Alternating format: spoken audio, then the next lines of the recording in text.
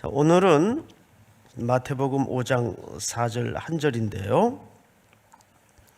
우리 짧으니까 한 번 더 본문을 전체가 합독하도록 하겠습니다. 다 같이 시작. 애통하는 자는 복이 있나니 그들이 위로를 받을 것이며. 우리 다시 한번 애통하는 자는 복이 있나니 그들이 위로를 받을 것이며. 아무리 생각해도 수십 번을 읽어도 이 말만큼 역설에 해당하는 본문은 성경상에 드물 것 같아요. 예를 들면 이 원문대로라면 이렇게 설명이 쓰여져 있는 거죠. 행복하겠다, 슬픔이 가득한 자여. 이런 뜻입니다. 앞뒤가 잘 안 맞죠? 행복하겠다, 슬픔이 가득한 자여, 너는 위로를 받을 것이다. 슬픔과 위로, 애통과 위로, 이것이 과연 오늘 본문에서 어떤 의미를 내포하고 있을까? 그것을 함께 좀 생각해 보도록 하겠습니다. 우선 진정한 성경상의 애통을 위해서 토마스 왓슨이라는 유명한 강해 설교자가 있는데, 그분 책을 보니까 유사품 애통이 있다는 것을 성경상의 몇 가지 신뢰를 통해서 밝히더군요. 그냥 한번 소개를 좀 할까 합니다. 우선 자기절망적인 애통이 있다는 거죠. 이것은 성경에서 또 특별히 오늘 예수님이 말씀하신 이 팔복에서 말하는 애통과는 좀 거리가 멀다는 겁니다. 대표적인 인물로 가룟 유다의 애통입니다. 가룟 유다도 뒤늦게나마 자기가 무슨 짓을 저질렀는지 큰 뼈아픈 고통을 감지하고 그런 자결을 하죠. 이런 애통이 참 많아요. 사회에 보면 자기절망입니다. 이것은 성경에서 말하고자 하는 애통과는 좀 거리가 있다는 거죠. 두 번째 애통은 위선의 눈물입니다. 그리고 이제 성경에서 대표적인 인물을 다윗을 평생 죽이려고 쫓았던 사울을 예를 들었어요. 우리가 사무엘상 그리고 하를 같이 말씀을 통해 배운 기억이 있겠지만, 거의가 왕 사울이 부하 다윗을 추적하는 기록들이 빼곡히 차 있단 말이에요. 그런데 일관된 패턴 하나를 발견할 수가 있습니다. 늘 후회를 해요. 그리고 또 찔찔 짜요. 내가 잘못했다. 그리고 또 격분이 일어나서, 시기 질투가 일어나서 부하 다윗을 향하여 분노를 터뜨리고, 그리고 난 다음에 또 후회의 눈물을 흘립니다. 이것은 철저히 위선의 눈물이죠. 그걸 이제 악어의 눈물이라고도 우리가 표현을 합니다. 세 번째 애통이 있는데, 억지스러운 눈물. 조금 유사하긴 하지만 그 실제적인 성경의 인물로 가인을 뽑았어요. 가인, 동생을 죽였던. 그래서 하나님께서 가인에게 형벌을 가하니까 내 죄가가 너무 중하오니 억지를 부리죠. 억지스러운 슬픔. 그리고 네 번째 애통이 있는데, 이것은 이제 소위 신약 성경에서 예수님에게 가장 호되게 책망의 대상이 되었던 바리새인들, 일부러 남에게 얼굴을 보이려고 우는 애통이 있어요. 이것도 외식에 근거한 애통, 진정한 애통은 아니라는 거죠. 마지막으로 또 헛된 애통, 예를 들어서 집을 팔았는데 그 다음에 얼마 있다가 그 판 집값이 폭등을 해가지고 뭐 2배가 올랐다.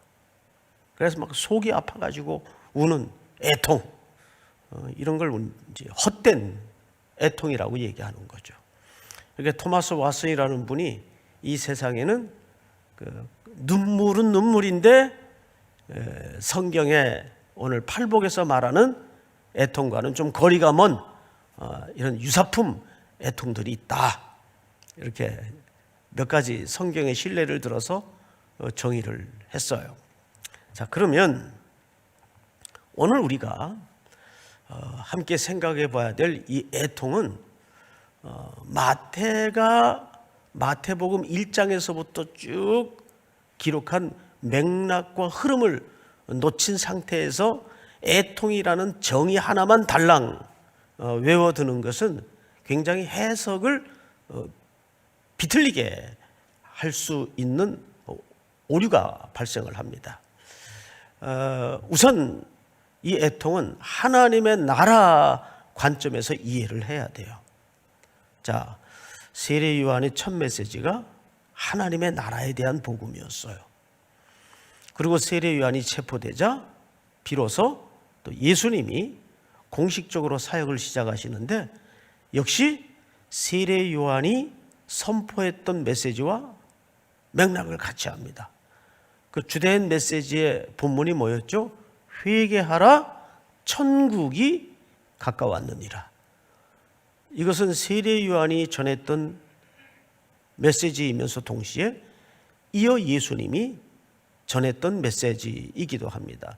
회개하라, 천국이 가까웠느니라. 자, 그리고 나서 그 하나님의 나라를 새롭게 하기 위해서 제자들을 소집하셨어요. 직모하셨단 말이죠. 그리고 나서 그 제자들에게 샘플로 뭘 설명하셨는가 하면 하나님의 나라는 어떤 일들을, 어떤 사역들을 해야 되는 것인가를 3가지로 압축해서 소개하셨습니다. 첫째가 가르치는 일, 그리고 전파하시는 일, 그리고 3번째는 치료하시는 일. 그러면서 하나님의 나라의 미니스트리에 대해서 3가지 기둥을 소개하셨습니다. 그리고 나서 그 제자들을 산 위에 불러 앉혀놓고 이제 오늘 팔복의 이야기를 시작하시는데 2번째 주제가 애통이라는 주제입니다.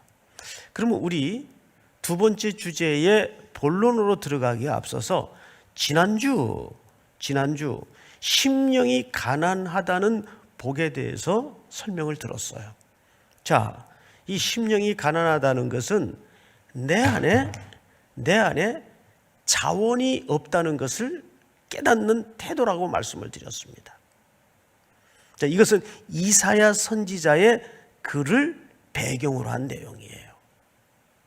그래서 우리는 이 팔복의 이 구약적 배경을 철저히 좀 본문으로 살펴본 다음에 심령이 가난하다는 거, 그리고 이어서 그 결과로 외적인 표현이 애통하는 문제가 왜 복인가를 우리가 좀 살펴보도록 하겠는데, 우선 이사야서 61장을 좀 열어보도록 하죠.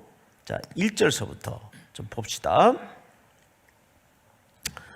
주 여호와의 영이 내게 내리셨으니, 이사야가 이제 하나님의 영을 통해서 계시를 받는 내용이겠죠. 이는 여호와께서 내게 기름을 부으사 가난한 자에게, 여기 지난주 주제가 등장을 하죠. 가난한 자에게. 여기서 가난함이라는 것은 물리적인, 경제적인 가난이 분명 내포되어 있지만 조금 더 큰 의미에서 마태는 어떤 가난을 강조했죠? 심령이 가난함을 강조했어요. 가난한 자에게 아름다운 소식을 전하게 하려 하심이라 나를 보내사 마음이 상한 자, 여러분 마음이 상하다는 것은 바로 애통의 상태를 얘기하는 거예요. 마음이 상한 자를 고치며 포로된 자에게 자유를, 갇힌 자에게 노임을 선포하며. 자, 이것은 어떤 배경입니까? 이제 이스라엘 백성들이 아수르, 바벨론, 이 열강의 나라에 다 붙들려 갈 거예요. 우상 숭배, 하나님을 배도한 결과로 다 붙들려 갈 거예요. 우리 그 다음 절을 좀 볼까요? 여호와의 은혜의 해와 우리 하나님의 보복의 날을 선포하여 모든 슬픈 자, 바로 이게 애통의 기초가 됩니다. 슬픈 자를 어떻게 하되? 위로하되. 자, 오늘 마태복음 5장 4절에 애통하는 자는 뭘 받는다 그랬어요? 예, 복이 있나니 저희가 위로를 받을 것이며. 그러니까 예수님께서 마태복음에서 특별히 팔복에서 강조한 가난함이라든지 애통이라든지, 이것은 이스라엘 백성들이 포로로 끌려가서 거기서 겪게 되는 육체적인 심적인 고통을 얘기하는 거예요. 그들이 거기에서 그 혹독한 풀무의 고난과 역사 속에서 깨달았어요. 우리 안에는 이것을 스스로 해결하거나 스스로 구원할 수 있는 아무 자원이 있다 없다? 없다. 없구나. 그래서 자기들이 얼마나 비천하며 가난한 상태인 것을 처절하게 깨달아요. 끌려간 그 열강 속에, 혹독한 풀무의 고난 속에서. 그리고 자기들이 얼마나 안에 의의가 없고 자원이 없고 파산맞은 존재인가를 깨달아요. 그래서 그 깨달음이 어디로 갑니까?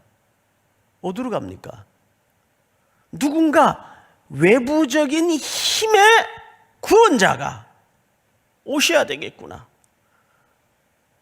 그래서 이 포로들이 그 혹독한 고난 속에서 누구를 대망하게 되죠? 메시아. 우리 민족에게는 메시아가 필요하구나. 우리를 구원할 자가 있어야 되겠구나. 이 어둠을 흩어내고 우리를 이 포로와 억압의 사슬에서 풀어낼 그 메시아가 있어야 되겠구나. 그래서 그 메시아를 향하여 어떤 마음을 가지게 됩니까? 애통하게 돼요. 우리를 살려주세요. 우리를 구원해 주세요.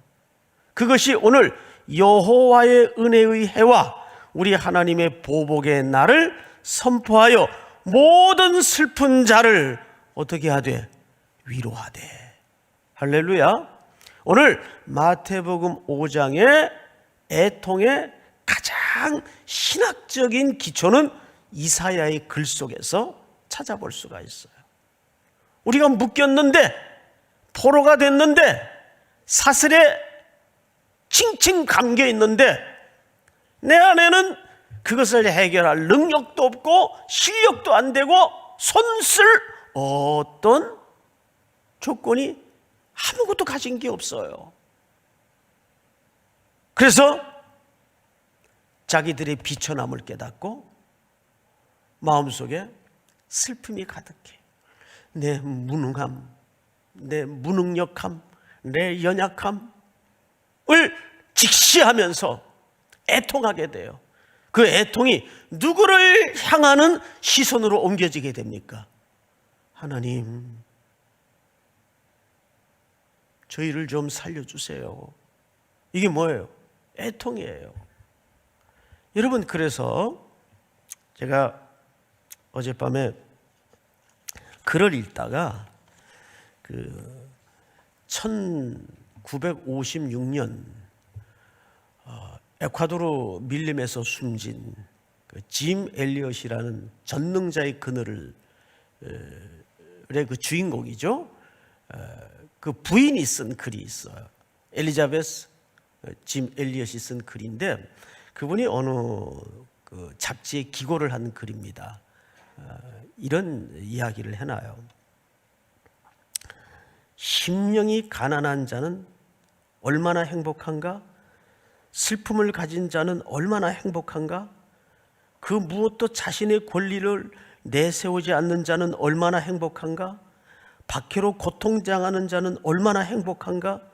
사람들에게 비방과 부당한 대우와 온갖 종류의 중상을 당하는 자는 얼마나 행복한가? 그러므로 크게 기뻐하라, 매우 기뻐하라. 이런 가르침과 설명이 과연 말이 되는가? 이렇게 질문을 했어요.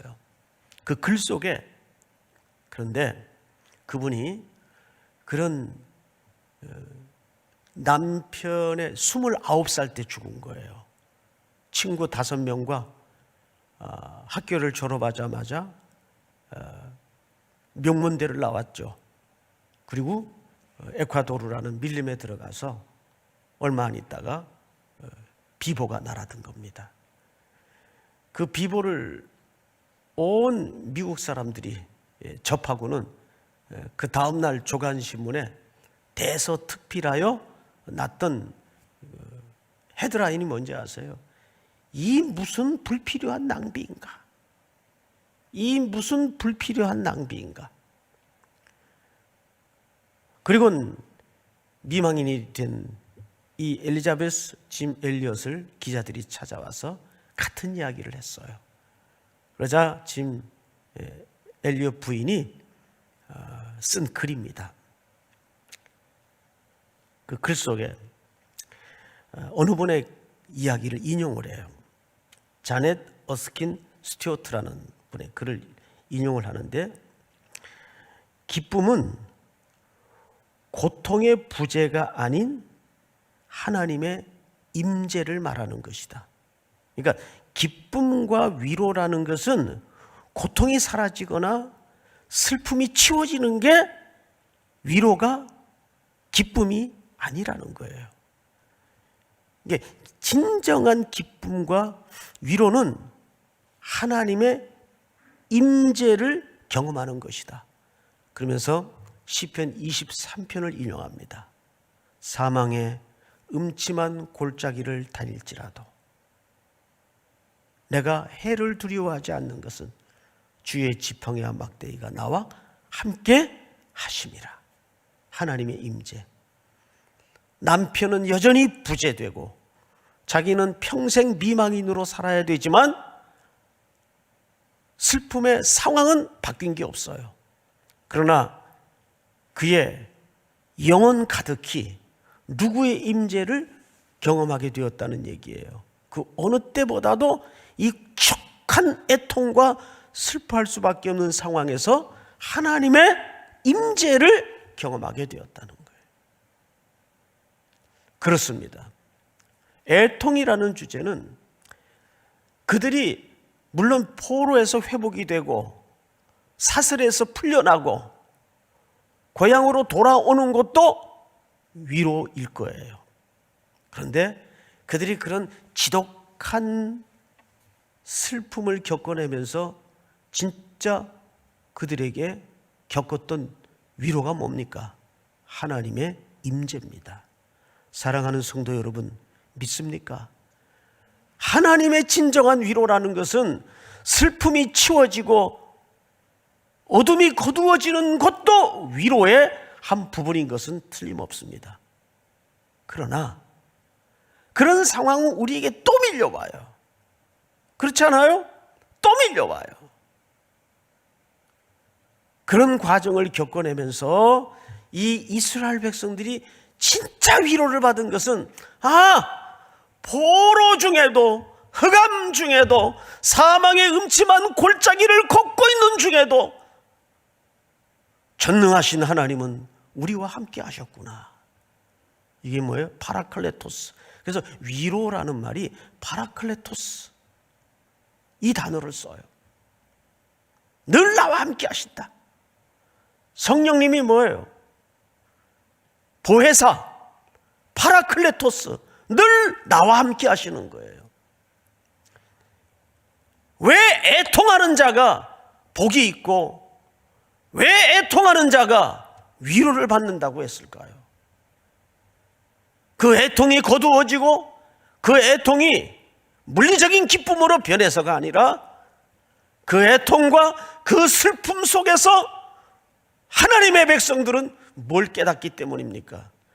여전히 하나님은 내 슬픔 속에서도, 내 고통 속에서도, 내 혹독한 아픔 속에서도 함께 하신다는 사실을 깨닫는 겁니다. 믿습니까? 이런 코로나 사태를 통해서 우리는 그 위로를 경험해야 돼요. 하나님이 침묵하시는 것이 아니고 잠깐 눈 감고 어디 부재 중이신 것이 아니고 여전히 이 가운데도 하나님은 역사하시는구나. 하나님은 살아계시는구나. 하나님은 여전히 내 슬픔 속에 함께 하시는구나. 사랑하는 성도 여러분, 성경에도 많은 눈물이 있어요. 제가 몇 가지 성경상에 등장한 눈물을 소개해 드리겠습니다. 첫째, 히스기야의 통곡이 있어요. 그는 어느 날 갑자기 병이 듭니다. 벽을 마주 앉아 통곡을 하죠. 그 통곡의 기도를 들으시고 하나님은 히스기야에게 15년 생명을 연장시켜 줍니다. 그리고 에스라서에 보면 느헤미야의 눈물이 있어요. 백성들의 통곡이 있어요. 폐허가 된 성터를 바라보면서 많이 웁니다. 근데 그 통곡을 통해서 그들이 뭘 꿈꾸게 되죠? 성전 재건을 꿈꾸게 돼요. 그 메커니즘이 암시하고 있는 바가 뭘까요? 그 폐허가 되어버린 성전터를 향해 주저앉아서 성전 재건의 꿈을 꾸게 돼요. 결국 구약의 모든 성전은 오실 그리스도를 예표하는 하나의 모형입니다. 그러니까 우리의 슬픔과 우리의 고난과 우리의 애통이 그리스도로 모아지고 하나님의 임재로 시선이 모아지지 않으면 그 애통은 유사애통에 멈출 수가 있습니다. 믿으십니까? 우리는 인생길을 걸으면서 이 애통을 평생 어쩌면 가슴 한켠에 달고 살아야 돼요. 사랑도 그렇고 인생도 그렇고 평생 가슴앓이의 연속일 수밖에 없어요. 이걸 비껴서 살 인생은 저를 포함해서 한 사람도 없습니다. 항상 우리 인생에는 그런 영원한 가슴앓이가 이 땅에 머물러 사는 한은 멈추거나 끝나지 않아요. 그럴 때 그 애통을 넘어 우리는 뭘 경험하라고요? 하나님의 임재. 그게 진정한 위로입니다. 사망의 음침한 골짜기를 다닐지라도 내가 해를 두려워하지 않을 것은 주의 지팡이와 막대기가 나와 함께 하심이라. 함께 하심이라. 사랑하는 성도 여러분, 그 포록이라는 70년의 혹독한 역사 속에서 이스라엘 백성들이 누렸던 참 위로는 고향 땅으로 되돌려진 게 위로가 아니에요. 하나님을 발견하고 하나님의 임재를 경험한 것만큼 금은보화와 같은 위로는 없는 거죠. 그 위로를 오늘 이 본문에서 얘기하는 거예요. 성경의 대표적인 통곡은 다윗의 통곡을 들 수가 있어요. 그는 하나님 앞에 일생일대에 큰 실수를 합니다. 나단 선지자의 준엄한 책망 앞에 전 존재가 무너지죠. 신음도 못 내고 무너져요. 그러면서 그가 쓴 유명한 시어 중에 하나가 내가 모태에서부터 태어날 때부터 죄악 중에 출생하였나이다. 우슬초로 나를 정하게 하사. 거기서 그 슬픔을 넘어서 다윗은 누구를 바라보게 되었어요? 그리스도. 내 안에 의가 없구나. 이것이 팔복에서 말하고자 하는 행복자입니다. 내 안에 의가 없구나. 주님 오시옵소서. 나는 그리스도가 필요합니다. 이 코로나 사태를 통해서 온 인류가 복귀해야 될 원점의 자리가 어디입니까? 창조주 하나님, 우리는 피조물입니다. 이 눈에 보이지 않는 바이러스 앞에 전 인류가 벌벌 떨고 있습니다. 그래서 이것을 거두어 주시고 해결해 주시고 당연히 이런 기도 해야죠. 그러나 더 중요한 것은 그것을 넘어 이 공포와 이 슬픔을 넘어 어디로 가야 될까요? 우리는 주님이 필요하며 이 바이러스 사태를 통해서 주님의 임재를 보게 하여 주시옵소서. 그걸 경험하는 일상이 되게 하여 주시옵소서. 너무 모든 게 부유하고 풍족하고 흘러넘치다 보니까 더 이상 하나님이 필요하지 않고 살았습니다. 우리의 죄악을 용서해 주시옵소서. 세상의 모든 것이 넘쳐난다 할지라도 주님 없이는 내 존재가 아무것도 아님을 믿습니다. 여러분, 세월호 사태가 터졌을 때 1년이 가고 2년이 가고 3년이 가니까 사람들의 입에서 공공연하게 이런 소리가 나오더군요. 이제 그만해라. 그만해라. 여러분, 슬픔은 유통기한이 없어요. 그리고 그 유통기한은 타자가 결정하는 게 아니에요.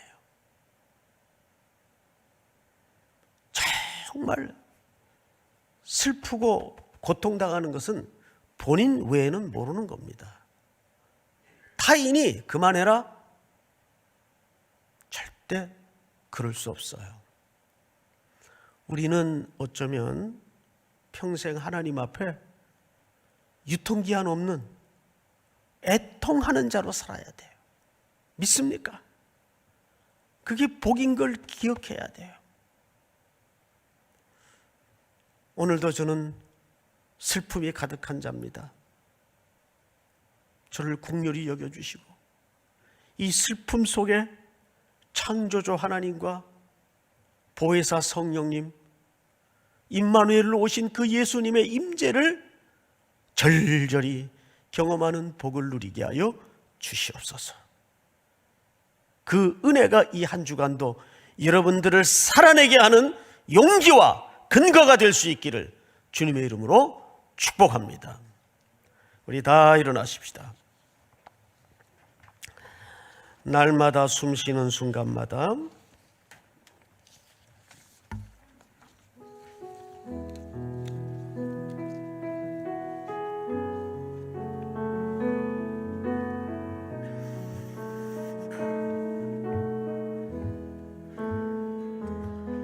날마다 숨쉬는 순간마다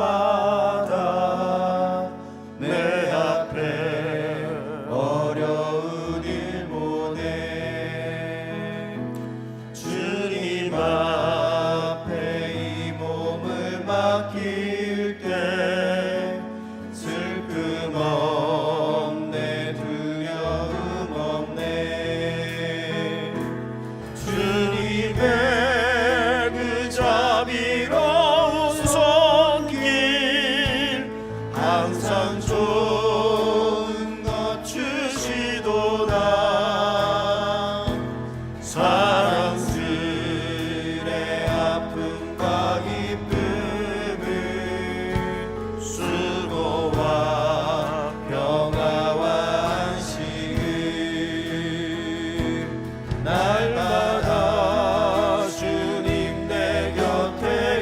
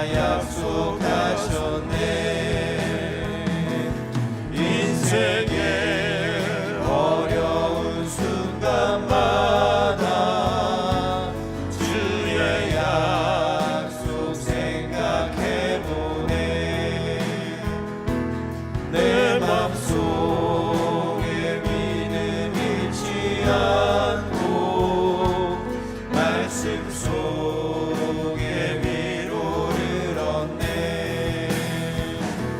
주님의 노우심 바라보며 모든 어려움 이기도다.